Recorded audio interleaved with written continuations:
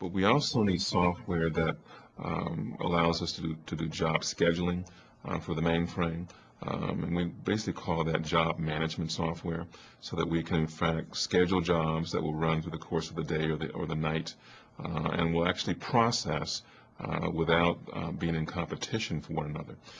Today we do that quite well, but as we begin to move into a shared services environment, which we'll speak to a little bit later, we're going to be having multiple entities, multiple agencies residing on the same mainframe. So thus we'll still need the LPARs to kind of separate them out. But in terms of job management, when I run an ODOT job or a series of jobs, I want to make sure and be rest assured that my jobs are going to process, even though in the background we've got job management for other entities, other agencies that are also being processed. The other kind of software that's important to ODOT is alert management software.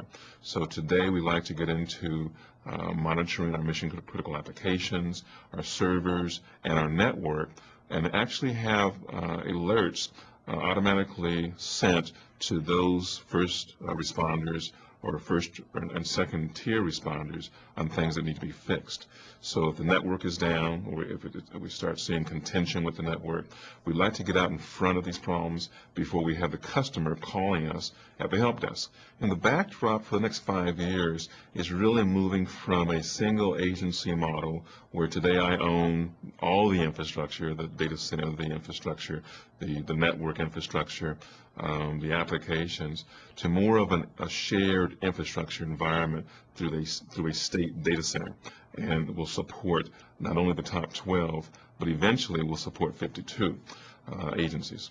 Now, the key, though, is as we've gone through the architecture design phase and defined what the architecture has to be, we've gone through the detailed design phase and detailed the kinds of products we want in the door.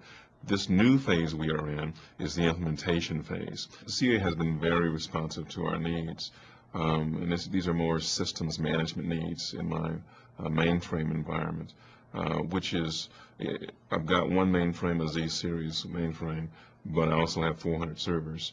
So it's the legacy applications that are residing on my mainframe today, but many of those servers are interacting with the mainframe.